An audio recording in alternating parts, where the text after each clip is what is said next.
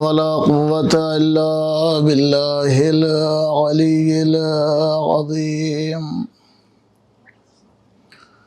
أعوذ بالله من الشيطان اللعين الرجيم. بسم الله الرحمن الرحيم. الحمد لله الذي هدانا لهذا وما كنا لنهتدئ لولا أن هدانا الله. لقد جاءت رسل ربنا بالحق والصلاة والسلام على أشرف الأنبياء والمرسلين وخاتم النبيين محبوب رب المشرقين ورب المغربين جد الحسن والحسين مولانا مولى الثقلين أبي القاسم محمد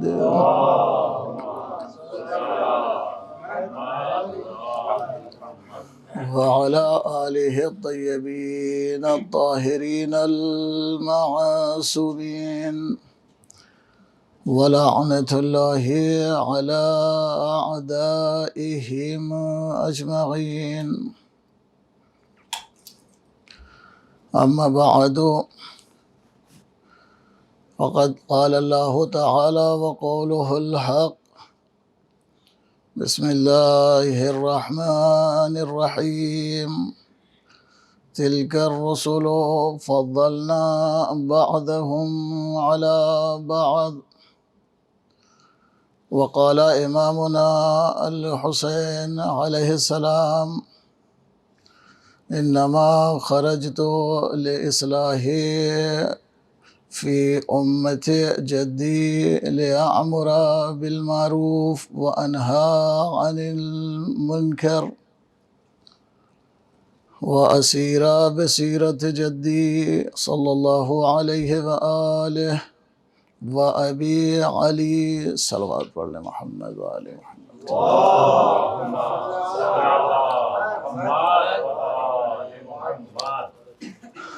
معزز سامعین کرام،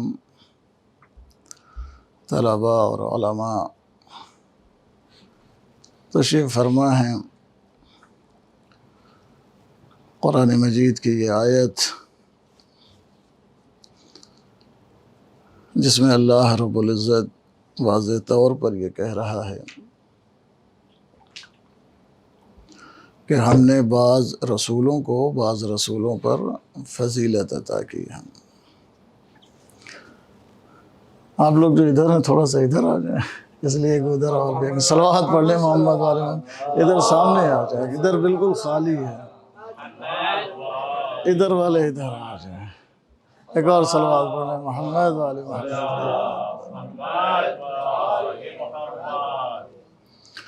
تو اللہ کے اس آیہ کریمہ کی ذیل میں اگر دیکھا جائے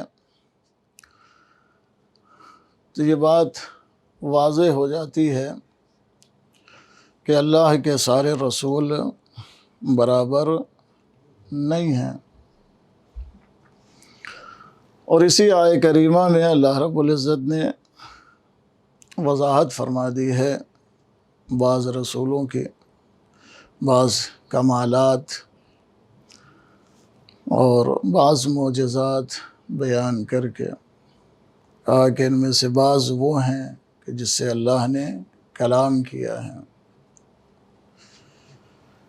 اور بعض وہ ہیں کہ جسے اللہ نے بچپنے میں علم عطا کیا ہے.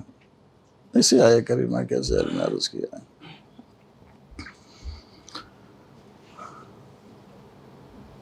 تو گویا یہ کہ جب رسولوں میں بھی افضل و مفضول ہیں، امتیاز ہے،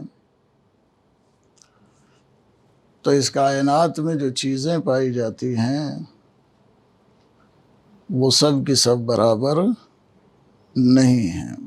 سب میں امتیاز ہے، سب میں کوئی نہ کوئی فرق ہے. کچھ افضل ہیں تو کچھ مفضول ہیں۔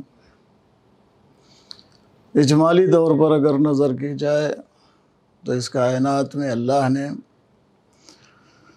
تمام مخلوق میں اگر کسی شے کو افضل بنایا ہے تو وہ ہے حضرت انسان، اور پھر انسانوں میں بھی اللہ نے افضلیت اور مفضولیت کا معیار رکھا ہے۔ چنانچہ ہر چیز میں، اور آپ علماء ہیں اچھی طرح جانتے ہیں کہ افضل ہونا مفضول ہونا یہ دونوں مفہوم ہیں اور مفہوم مشکک ہیں۔ افضلیت یا مفضولیت یہ مفہوم ہے، اور یہ مفہوم جو ہے وہ مفہوم مشکک ہے، یعنی افضل ہونا بھی اور مفضول ہونا بھی اس میں بھی مراتب ہیں، ہے نا، مفہوم مشکک ہے۔ یعنی ایسا نہیں ہے کہ سب کے سب اگر مفضول ہیں تو ایک ہی مرتبے میں ہیں، اور اگر افضل ہیں تو سب کے سب جو ہیں وہ ایک ہی مرتبے میں ہیں۔ مفضولیت میں بھی مراتب ہیں اور افضل ہونے میں بھی مراتب ہیں۔ تو عزیزان محترم، جب یہ قاعدہ ہے، اور قرآن مجید نے بھی ایک جگہ پر نہیں، صرف اسی آیت میں نہیں بلکہ کئی آیات ہیں کہ جہاں پر اس طرح سے اللہ نے ارشاد فرمایا ہے۔ فرماتا ہے اللہ رب العزت، فضل اللہ المجاہدین علی القائدین، اللہ نے مجاہدین کو قائدین پر فضیلت عطا کی ہے۔ جو مجاہد ہیں وہ افضل ہیں کس سے؟ جو قائدین ہیں۔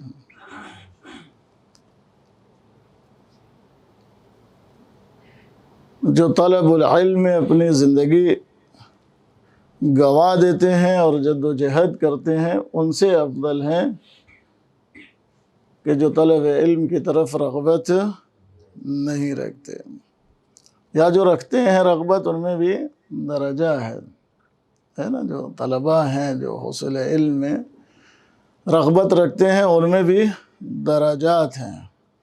کوئی طالب علم بہت زیادہ محنت کرتا ہے، کوئی طالب علم، وہ ہم آپس میں ایک دوسرے کو جانتے ہیں کہ کوئی طالب علم رغبت رکھتا ہے، بہت محنت رکھتا ہے، اور حصول علم کے ساتھ ساتھ وہ اپنے نفس کی بھی تربیت کرتا ہے، اس لیے کہ افضلیت فقط حصول علم میں نہیں ہے۔ اگر حصول علم کے ساتھ تربیت نفس نہیں ہے،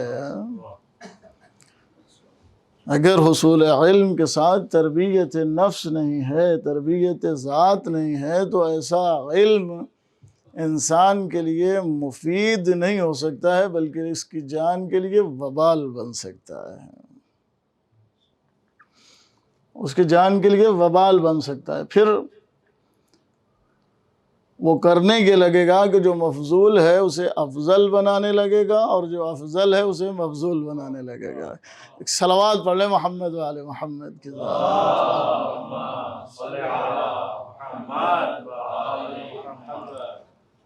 افضل کو مفضول بنانے لگے گا اور مفضول کو افضل بنانے لگے گا اگر علم کے ساتھ تربیت نفس، تربیت ذات، صفائے نفس نہیں ہے تو۔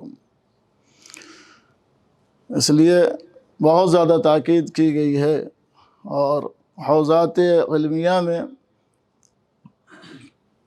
جہاں دوسرے علوم پڑھائے جاتے ہیں، دوسرے علوم سکھائے جاتے ہیں، وہیں پر علماء فقہا، جیسا کہ آج بھی آپ دیکھتے ہوں گے کہ ہمارے یہاں حوزہ نجف میں یہ وتیرہ ہے، یہ عادت ہے کہ ہفتے کے آخری دن کوئی استاد طلباء کو درس اخلاق تھوڑی دیر کے لیے کچھ اخلاق کی باتیں بتاتا ہے، ذکر کرتا ہے، تاکہ علم کے ساتھ اخلاق بھی رہے۔ علم کے ساتھ ادب بھی رہے، اس لیے کہ علم اگر بغیر اخلاق کے اور بغیر ادب کے ہوا تو وہ علم انسان کو انسان نہیں رہنے دے گا، بلکہ اسے انسانیت کی صف سے نکال کر ابلیسیت کی صف میں کھڑا کر دے گا۔ ایسے ہی ایک عالم جس کا بہت بڑا نام ہے تاریخ مسلمان میں، جسے ابن عربی کہتے ہیں، بڑا نام ہے، بڑا عالم، تاریخ اسلام میں بہت بڑا نام ہے علماء کی صفوں میں، لیکن وہ کہتا کیا ہے؟ میں نے کہا نا کہ جہاں علم کے ساتھ تربیت نہیں ہوگی، یہ علم کا حصول ہوا تو ہے لیکن اس کے منحل سے نہیں ہوا ہے، بلکہ دوسرے لفظوں میں یہ کہوں، علم تو لیا ہے لیکن باب مدینۃ العلم سے نہیں لیا ہے۔ علم تو لیا ہے لیکن بھائی نبی نے یہی تو کہا، انا مدینۃ العلم وعلی بابها، تو جو باب مدینۃ العلم چھوڑ کر علم حاصل کرے گا، اس کا علم اسے فائدہ نہیں پہنچا سکتا ہے، اس کا علم اسے رہنمائی نہیں کر سکتا ہے، اس کی ہدایت نہیں کر سکتا، وہ کہیں نہ کہیں گمراہی کے کسی نہ کسی گڑھے میں ضرور گر جائے گا، کسی نہ کسی گمراہی کے کسی نہ کسی راستے پر ضرور بھٹک جائے گا اگر کوئی علم لے لیکن باب مدینۃ العلم سے علم نہ حاصل کرے۔ لہذا اتنا بڑا عالم اس نے لکھا کہ اگر فضیلت کے اعتبار سے دیکھیں تو سب سے افضل اگر نبی کے بعد کوئی ہے تو وہ ابو بکر، ابو بکر کے بعد اگر کوئی ہے تو وہ عمر، اور عمر کے بعد اگر کوئی ہے تو وہ عثمان، اور عثمان کے بعد اگر کوئی ہے تو وہ علی۔ اچھا، مصیبت یہ ہے کہ اس کا استدلال سنیں گے تو اس پہ بھی بڑی ہنسی آئے گی کہ استدلال کس انداز کا کیا ہے۔ نہ جانے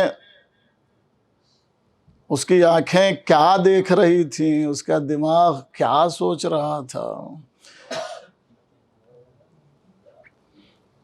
کہتا ہے کہ فضیلت یا افضلیت کا یعنی تخییر اور تفضیل کا جو معیار ہے وہ 7 چیزوں میں ہے، اور پھر اس نے کوشش یہ کی ہے کہ علی سے پہلے والے جو تینوں ہیں ان کو اس 7 معیار پر علی سے مقدم کرنے کی کوشش کی ہے، جبکہ ادنا سا تاریخ کا متعلم،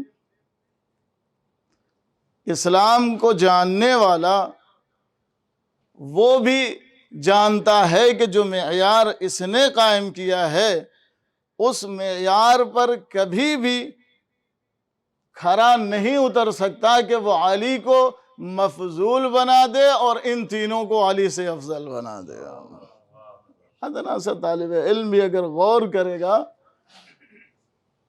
تو اس اتنے بڑے عالم کو بآسانی جواب دے سکتا ہے اور اس کی دلیلوں کو رد کر سکتا ہے۔ صلوات پڑھ لیں محمد آل محمد کی ذات پر۔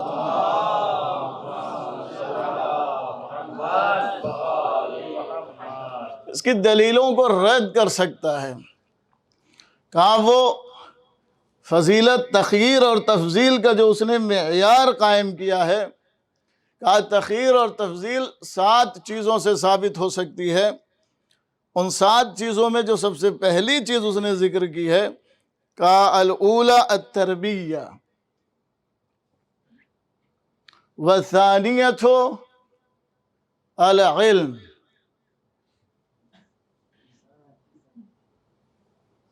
والثالثۃ السیاست والتدبیر، الرابعۃ العفہ، الخامسۃ الزہد۔ یہ معیار قائم کر رہا ہے اور اس کے ذریعے سے ان تینوں کو علی پر افضل کرنا چاہتا ہے۔ توجہ ہے آپ کے؟ یہ معیار قائم کر رہا ہے، افضلیت کا معیار، تخییر اور تفضیل کا معیار، تربیت اور علم۔ اگر صرف ہم پہلے ایک ایک معیار کو پڑھیں اور اس کے بعد اس کا موازنہ اور اس کو علی اور ان تینوں کو جن کو اس نے مقدم کیا ہے علی پر، اگر علی کے ساتھ انہیں ملائیں تو فرق ایسے ہی نظر آئے گا کہ جیسے آسمان اور زمین کے درمیان میں فرق موجود ہے۔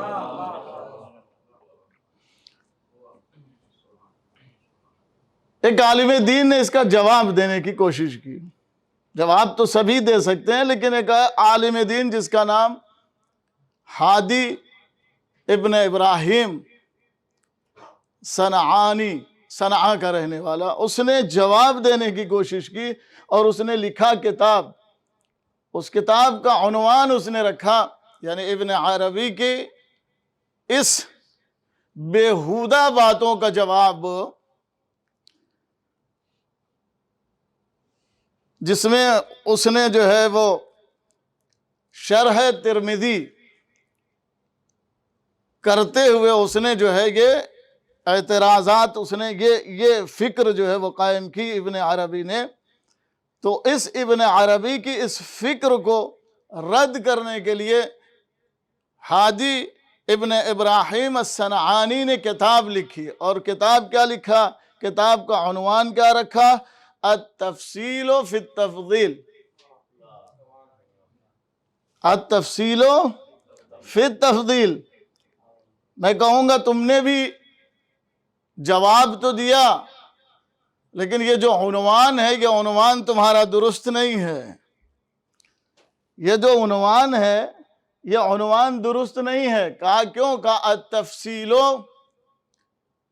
فی التفصیل، فی التفضیل۔ بھائی دیکھیں، تفصیل وہاں ہوتی ہے جہاں پر برابری ہو۔ تفصیل وہاں پہ کیا جائے گا کہ جہاں پر اجمال ہو۔ التفصیل بعد الاجمال۔ اس نے کتاب کا کیا نام رکھا؟ التفصیل فی التفضیل۔ تفضیل میں بھی کیا ہے؟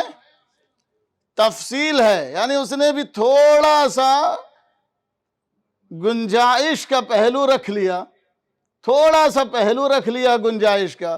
التفصیل فی التفضیل، یعنی ٹھیک ہے ہم بیان کریں گے کہ یہ کس چیز میں افضل ہیں اور علی کس چیز میں افضل ہیں۔ گویا وہ موازنے کی کیفیت میں آ گیا۔ میں کہتا ہوں علی کے ساتھ ان تینوں کا اصلاً تفضیل میں کوئی موازنہ ہی نہیں ہے۔ اصلاً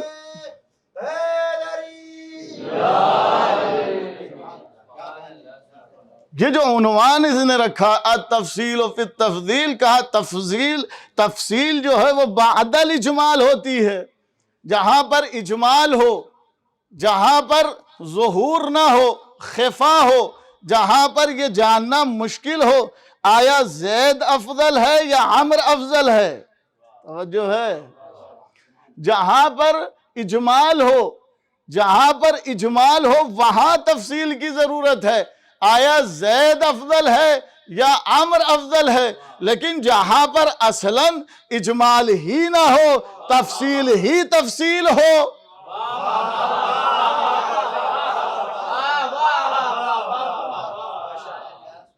بھئی جہاں پر اجمال ہی نہ ہو، جہاں پر تفصیل ہی تفصیل ہو، اصلاً اجمال کی کوئی گنجائش ہی نہ ہو، بھئی کیا معیار، چلیں آتے ہیں، میں کسی اور اپنا معیار نہیں بیان کرتا ہوں، اسی معیار پر چلتے ہیں جو معیار ابن عربی نے قائم کیا ہے کہ سب سے پہلا معیار کیا ہے؟ تربیت۔ کہا تربیت والے معیار میں اگر آ جائیں تو علی کے مقابلے میں غیروں کی تربیت،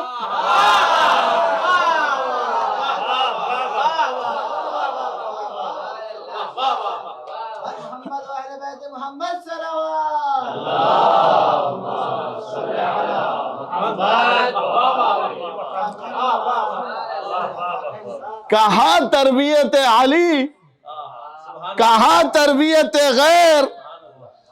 وہ جو پیدا ہوئے عالم کفر و شرک میں،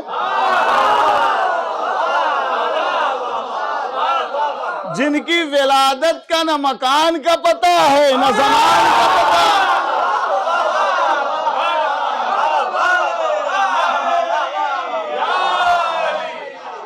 وہ جو ایسی آغوشوں میں پرورش پا رہے تھے جہاں شراب بھی پی جا رہی تھی، جہاں جوا بھی کھیلا جا رہا تھا، جہاں زنا بھی عام تھی، توجہ ہے، اور وہ علی جو ایسی آغوش میں جس نے پرورش پائی، جس کی زبان پر اللہ نے پہرا لگایا، وَمَا يَنْطِقُ عَنِ الْهَوَىٰ،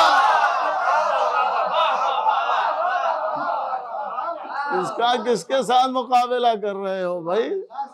اگر پہلی جو تربیت والا مسئلہ جو معیار قائم کیا ہے ابن عربی نے، اگر صرف اسی کو دیکھا جائے تو یہیں سے بات اصلاً جو ہے کوئی اجمال ہے ہی نہیں، تفصیل کی ضرورت ہی نہیں ہے ان کو علی کے مقابلے میں تربیت کے اعتبار سے۔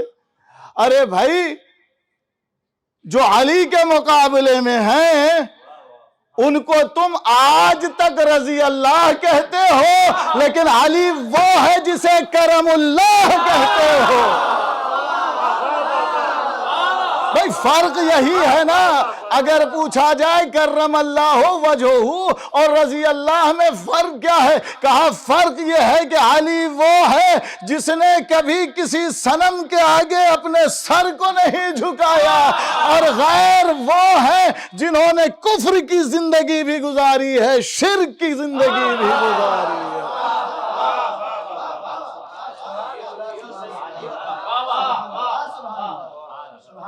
علی نے کبھی بھی نہ کفر کی، ایک لمحے کے لیے علی نے نہ کفر کی زندگی گزاری نہ علی نے شرک کی زندگی گزاری، اور وہ جن کو علی کے مقابلے میں لا رہے ہو پتہ نہیں 40 سال تک، اس سے زیادہ بھی ہے، کچھ تو بوڑھے ہو گئے تھے نا، اس کے بعد اسلام میں داخل ہوئے ہیں، وہ جن کا کفر و شرک و نفاق سے یارانہ تھا،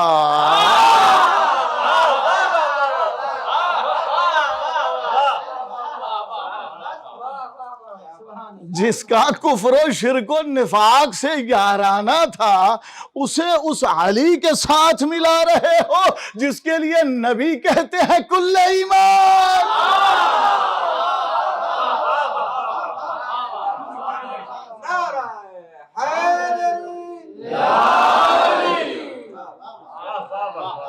اس کے ساتھ ملا رہے جس کے لیے نبی کہہ رہے ہیں کہ کل ایمان، اس کے ساتھ تربیت نہیں پتا کہاں پلے، کس آغوش میں پلے، علی کی تربیت۔ خانہ کعبہ سے نکلے تو سب سے پہلے جو آنکھیں کھولی تو چہرہ رسالت کی زیارت کی،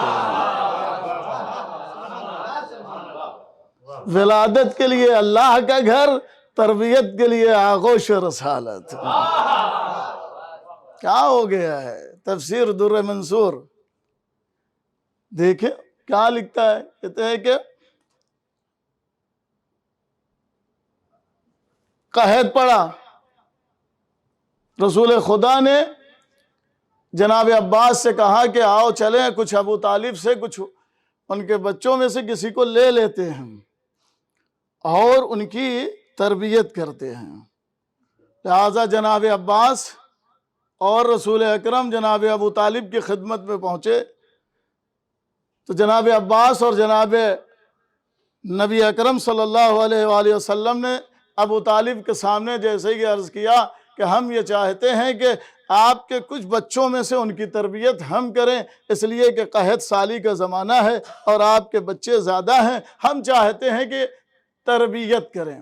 یہ اس کا نظریہ ہے، وَإِلَّا ہمارا نظریہ یہ نہیں ہے کہ رسول نے علی کی تربیت اپنی آغوش میں اس لیے کی ہے چونکہ قحط سالی کا زمانہ ہے۔ ہمارا نظریہ ہی تو یہ ہے کہ اللہ نے علی کو بھیجا ہی اس لیے ہے تاکہ جا کے رسول کی نصرت کرے اور رسول کی مدد کرے۔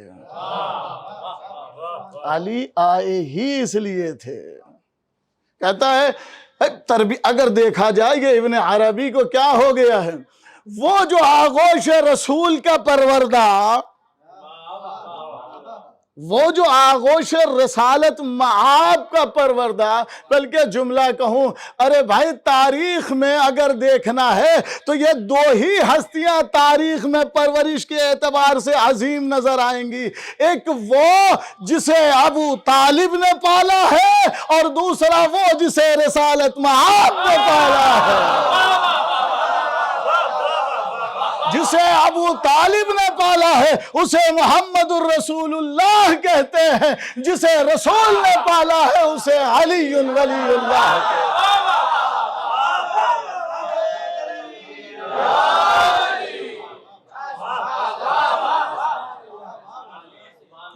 محمد و اہل بیت محمد بلند ترین صلوات۔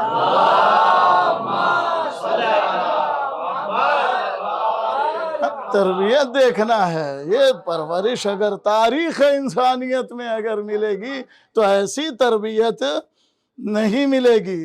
ابو طالب کا پروردہ حبیب الہ العالمین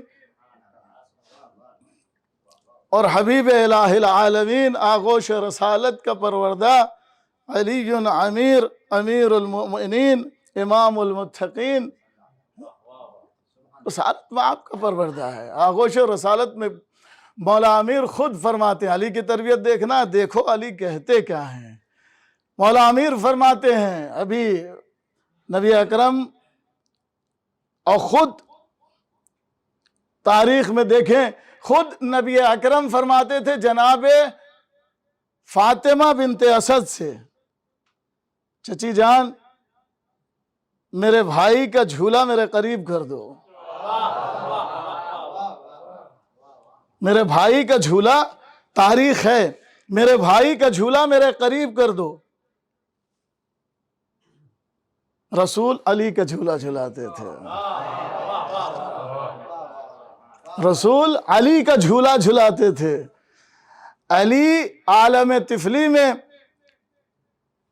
رسول کے ہاتھوں سے جھولا جھولتے ہیں، اور جب کبھی میرے مولا کو دودھ کی ضرورت ہوتی تھی تو خود رسول اکرم اپنے ہاتھوں سے علی کے منہ میں دودھ رکھا کرتے تھے، پلایا کرتے تھے۔ یہ کیفیت ہے، دکھاؤ تاریخ میں کوئی ہے اس طرح سے، دکھاؤ تاریخ میں کوئی ہے جو اس طرح سے کہ رسول اکرم اس طرح سے ایک بچے کی پرورش کر رہے ہیں، کسی اور بچے کی، کسی اور۔ ایک صلوات پڑھ لیں محمد والے محمد۔ زیغم صاحب ادھر آ جائیں، قبلہ ادھر آ جائیں، ایک صلوات پڑھ لیں محمد والے محمد کے ساتھ۔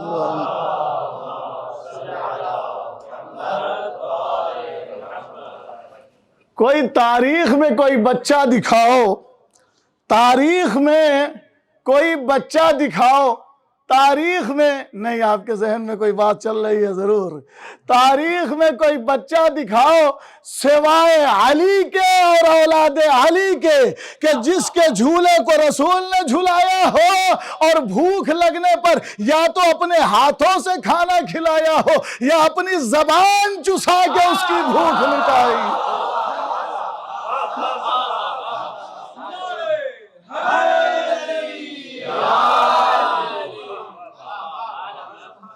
تاریخ میں دکھاؤ کوئی ہے کہ جس کی پرورش اس طرح سے رسول نے کی ہے سوائے علی یا اولاد علی کے، یا تو علی کو لقمہ چبا کر رسول نے کھلایا ہے،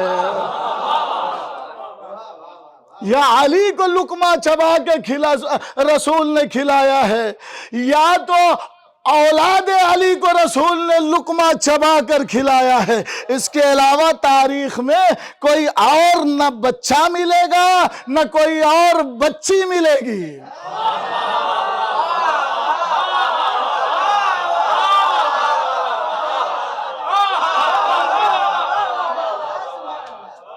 کوئی نہیں ملے گا، کوئی نہیں ملے گا۔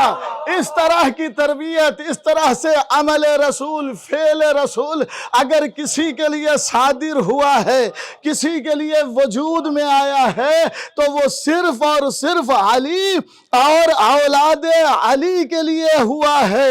مولا امیر فرماتے ہیں کہ میں وہ تھا، رسول مجھے اتنا قریب کرتے تھے کہ میں رسول کی وہ جو ریح نبوت ہوتی تھی میں اسے سونگھا کرتا تھا، اور جب سب سے پہلے وحی نازل ہوئی ہے تو ایک آواز گونجی۔ میں نے رسول سے پوچھا یا رسول اللہ یہ کیسی آواز ہے؟ رسول نے کہا علی، اے میرے بھائی، اے علی، یہ شیطان آج کے دن مایوس ہو گیا ہے کیونکہ مجھ پر وحی نازل ہو گئی۔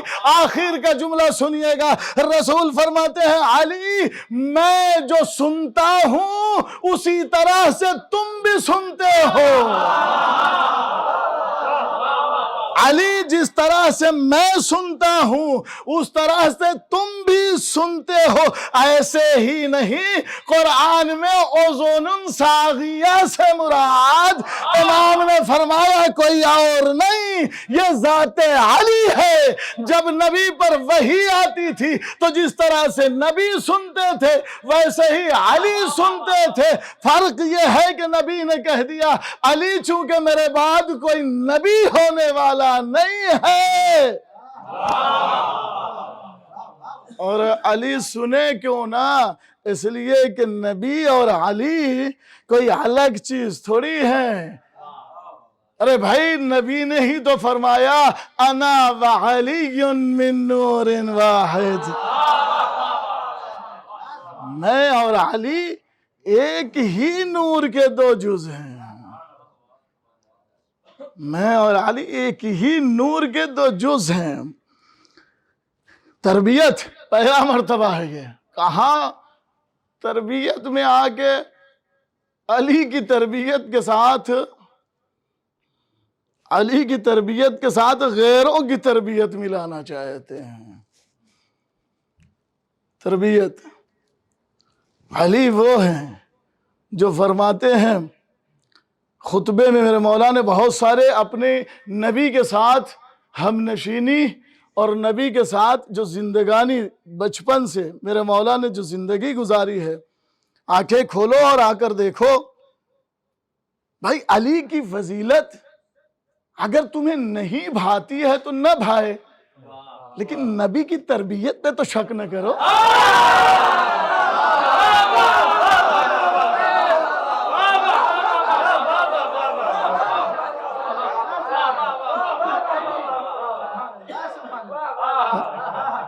نبی کی تربیت پہ تو شک نہ کرو، نہیں بھاتی ہے نہ بھائے، لیکن نبی کی تربیت جس نبی نے جو رحمت للعالمین ہے، جسے اللہ نے کائنات کے لیے رحمت، اس نے جس کی تربیت کی ہے بچپن سے، یہ حظ ہے، یہ فضیلت ہے امیر المومنین کے لیے تربیت کے لحاظ سے، جس کے لیے میرا مولا خود مولا امیر فرماتے ہیں کنت اتبعہ اتباع الفصیل اثر امہ۔ تاریخ میں ہے کوئی جو اس طرح کے جملے بھرے مجمع میں کہہ سکے؟ جب کوئی نہیں ہے تو پھر ایسے کے سامنے لاتے کیوں ہو؟ کہا کنت اتبعہ اتباع الفصیل اثر امہ۔ ہے تاریخ اسلام میں تو کوئی بشر تو لے آؤ جس نے اتنا بڑا جملہ کہا ہو سوائے ذات علی کی، جو یہ کہتا ہوا نظر آتا ہے کہ میں رسول اسلام کی اتباع ویسے ہی کرتا تھا کہ جس طرح سے اونٹنی کا بچہ اپنی ماں کی اتباع کرتا ہے، یعنی ہر قدم جہاں اس کی ماں کا پڑتا ہے بچے کا پڑتا ہے۔ کہا میں رسول کے ساتھ ایسے ہی تھا، جہاں پہ رسول کا قدم وہیں پر علی کا قدم، توجہ ہے آپ کی، جہاں پر رسول کا قدم وہیں پر علی کا قدم، جہاں پر رسول کا قدم وہاں پر علی کا قدم، جہاں پر رسول کا قدم وہاں پر علی کا قدم۔ ارے دنیا کی بات چھوڑو، اگر معراج کی منزل پہ بھی دیکھو گے تو وہاں پر رسول کے ساتھ علی۔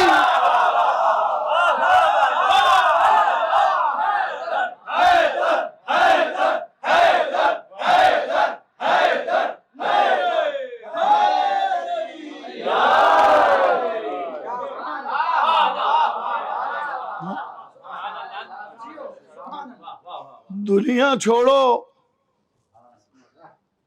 اس ملکوتی منظر میں بھی اگر دیکھو گے تو وہاں بھی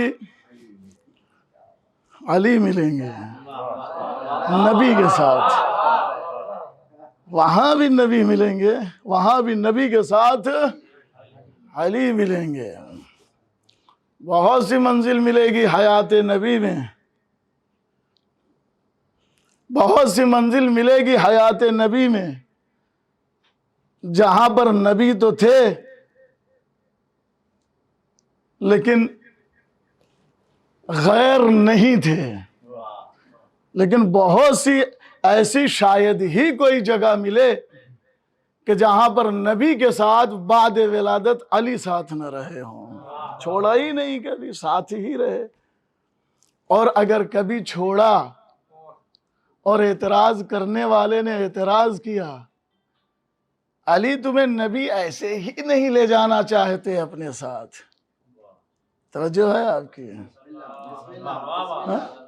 اعتراض کیا، طنز کیا، دیکھیں آپ نبی آپ کو بس یوں ہی چھوڑ دیا نبی نے، علی کے ساتھ ایسے ہی آپ کو لے نہیں جانا چاہتے، آپ کو چھوڑ دیا، مدینے میں خود جا رہے ہیں۔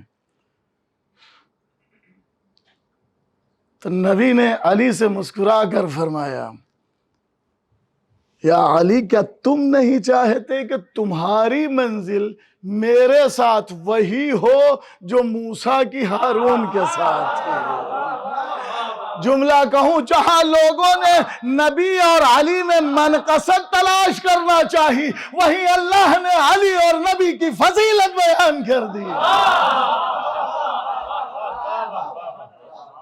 وہیں پر اللہ نے نبی اور علی کی فضیلت بیان کر دی۔ علی کے اندر جملہ میں کہہ رہا ہوں، علی کے اندر نقص تلاش کرنے کی کوشش نہ کرنا، اس لیے کہ جتنا زیادہ تم علی میں نقص تلاش کرنا چاہو گے اتنا ہی زیادہ علی بلند ہوتا چلا جائے گا، جتنا نقص تلاش کرنے کی کوشش کرو گے اتنا ہی بلند ہوتا چلا جائے گا۔ ابن ابی الحدید کہتا ہے کہ علی وہ ذات ہے جس کو تم یہ چاہو، علی کی مثال ایسے وہ ذات ہے جس کے بارے میں اگر تم یہ چاہو تو تمہاری خام خیالی ہوگی، تمہاری عقل کا ماتم ہوگا، تمہاری خام خیالی ہوگی۔ علی کی مثال اگر تم علی کی فضیلت کو چھپانا چاہو تو وہ ایسے ہی ہے کہ کوئی غیر عقل مند انسان دن کے اجالے میں اپنی ہتھیلیوں سے چاہے کہ سورج کی روشنی کرو۔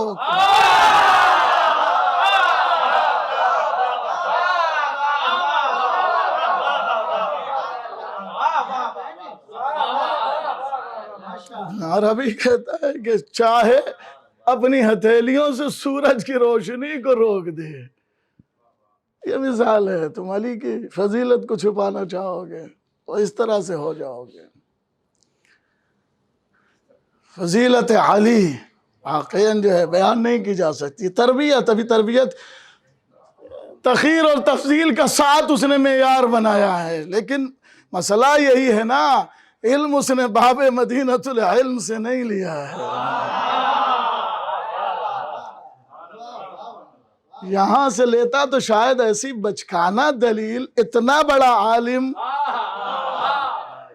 اتنا بڑا عالم اتنی بچکانہ دلیل تو نہ قائم کرتا جس کے اوپر مکتب امامیہ کے بچے بھی ہنسے۔ اتنی چھوٹی دلیل نہیں دیتا۔ علی تربیت کے لحاظ سے علی سب سے افضل ہیں، کسی کو علی کے اوپر افضل نہ قرار دینا، اس لیے کہ علی وہ ہے، سارے مورخین لکھتے ہیں کہ علی وہ ہے جس نے اپنی زندگی میں جو کبھی کسی نشے یا کسی شراب کے قریب نہیں گیا، اور نہ جانے وہ کہ جنہیں تم علی کے مقابلے میں لا رہے ہو، اسلام لانے کے بعد انہوں نے کب چھوڑی اور کتنا پی۔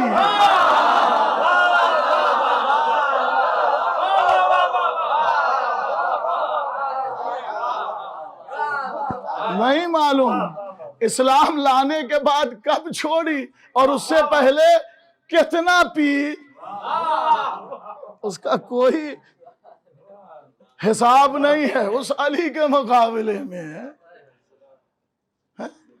جس کے قریب کبھی شراب، کبھی فسق و فجور کچھ بھی نہیں تھا، جو علی کے مقابلے میں لاتے کسی کو، علی کے مقابلے میں کسی کو لے آتے، کوئی معیار نہیں تھا۔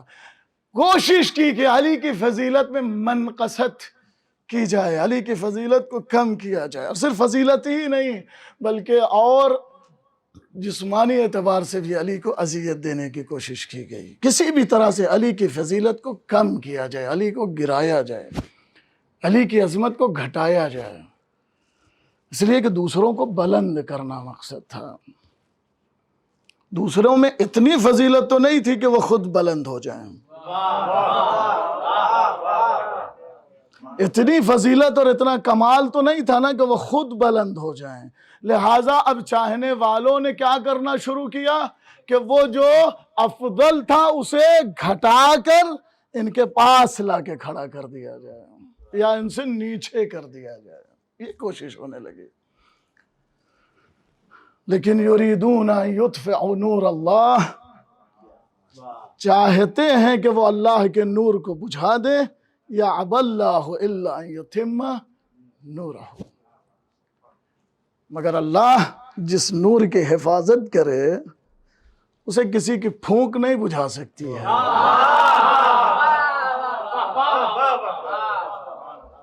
اسے کسی کی پھونک نہیں بجھا سکتی ہے۔ تم یہ کر سکتے ہو، گلے میں رسی کا پھندا ڈال سکتے ہو، خلافت چھین سکتے ہو، فضیلت کو نہیں چھین سکتے ہو۔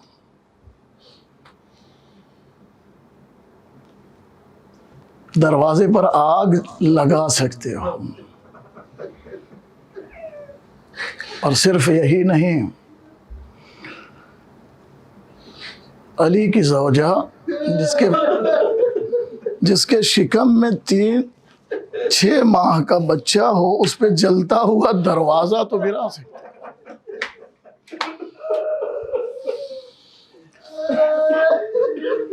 باغ فدق کو غصب کر سکتے ہو، کیوں کیا تھا غصب؟ اسی لیے نا، تاکہ فضیلت علی اور فضائل علی لوگوں تک نہیں پہنچ سکے۔ نہیں عزادارو، تم اس بضعۃ الرسول جسے رسول نے پہچنوایا تھا اور جگہ جگہ یہ فرمایا تھا فاطمہ بضعۃ منی، من آذاها فقد آذانی، وہ بضعۃ الرسول جب کبھی رسول کے پاس آتی تھی، رسول اپنی جگہ سے کھڑے ہو جاتے تھے، اپنی جگہ پر بٹھا دیتے تھے۔ تم اس فاطمہ کو اپنے دربار میں کھڑا رکھ کر چاہتے تھے کہ فاطمہ کی عظمت کو گھٹا دو۔ نہ عزادارو، بڑی کوشش کی گئی، صرف یہی نہیں، ارے وہ وثیقہ جو فاطمہ کے ہاتھوں میں تھا، ایک ملعون نے زہرا سے زبردستی اسے کھینچ لیا، زہرا کے سامنے اس وثیقے کے ٹکڑے کر کر کے زمین پر پھینک دیے۔ اللہ اکبر، نبی کی وہ بیٹی جس کے لیے نبی نے فرمایا تھا فاطمہ بضعۃ منی، اس بیٹی کا عالم یہ ہے کہ جب دربار سے واپس آئی ہے نا تو بڑی مشکل سے واپس آئی ہے۔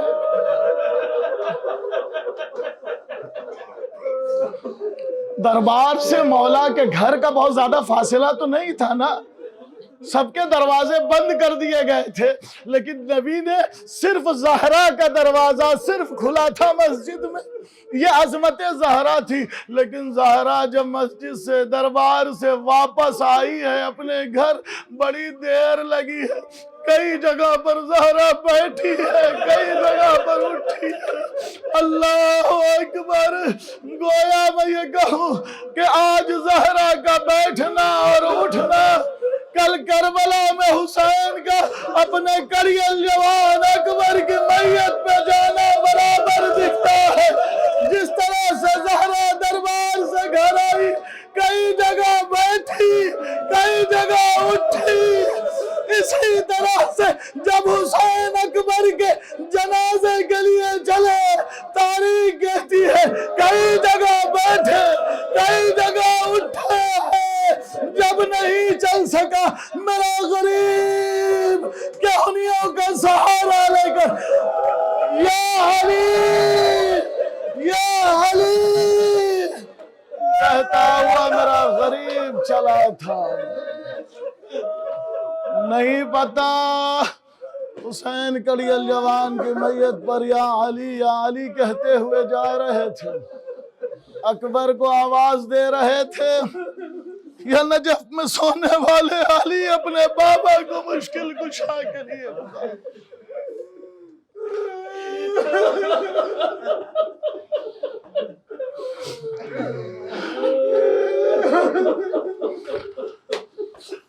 حسین اکبر کی میت اٹھا کر لے آئے، شاید اتنا بوجھ محسوس نہ کیا ہو جتنا نبی کی بیٹی دربار سے جب گھر آئی ہے تو اتنا بار محسوس کیا، اتنا بوجھ محسوس کیا۔ عزادارو،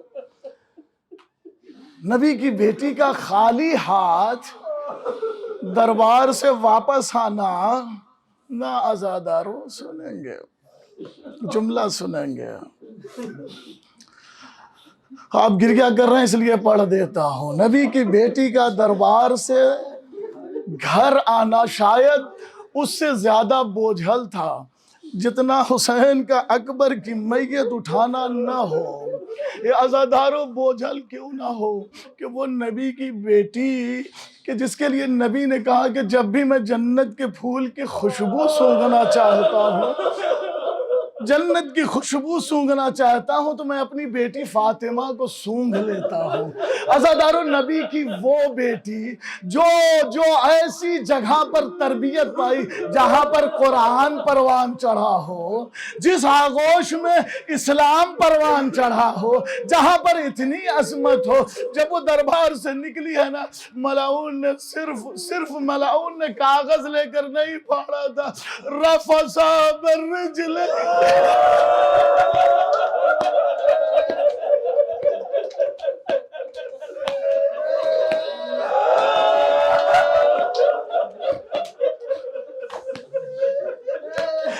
رفسا برجلہ، ملعون نے زہرا کو اپنے پیروں سے مارا، زہرا زمین پہ گر گئی۔ مجھے نہیں پتا نبی کی بیٹی پھر کس طرح سے اٹھی۔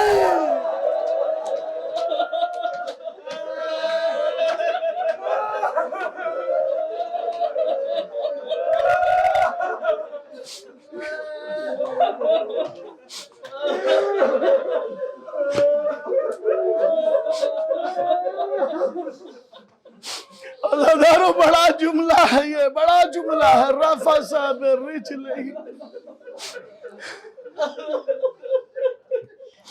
شہزادی خود فرماتی ہیں، رفسا برجلہ سقطت بوجہی علی الارض واسقطت جنینی فی احشائی، میں نے اپنے بیٹے کو کھو دیا جو میرے شکم میں تھا۔ یہ شہزادی خود فرماتی، عزادارو، ظلم کی اگر انتہا یہی ہو جاتی تو یہی آسمان گرنے کے لیے کافی تھا، لیکن یہی پر انتہا نہیں ہوئی۔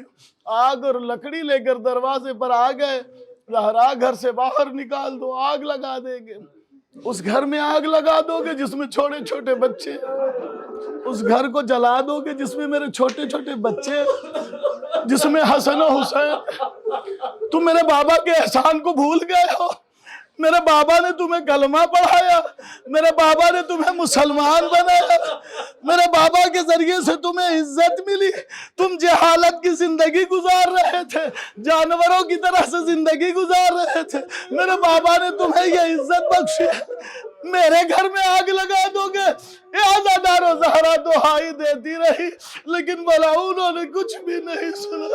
آگ لگا دی، بی بی دروازہ پکڑ کے کھڑی رہی، شاید زہرا کے دروازے کی عزت بچ جائے۔ عزادارو، لیکن کیا ہوا؟ ملعون نے جیسے ہی محسوس کیا نا کہ دروازے کے پیچھے زہرا کھڑی ہے، وہ خود کہتا ہے کہ جب میں نے محسوس کیا زہرا دروازے کے پیچھے کھڑی ہے، کہتا ہے میں نے دروازے کو زور سے دبایا، جب دروازے کو زور سے دبایا زہرا کی ٹوٹتی ہوئی پسلیوں کی آواز مجھے سنائی دی۔ نبی کی بیٹی دیوار و در کے درمیان محسن کی شہادت، اے فضا آ مجھے سینے سے لگا لے، میرا محسن شہید ہو۔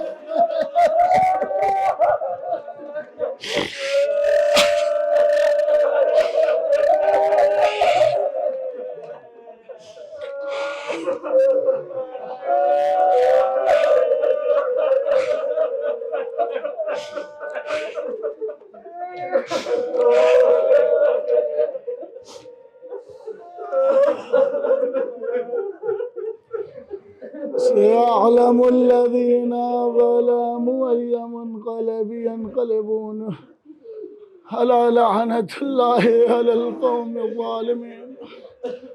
ماتم حسین۔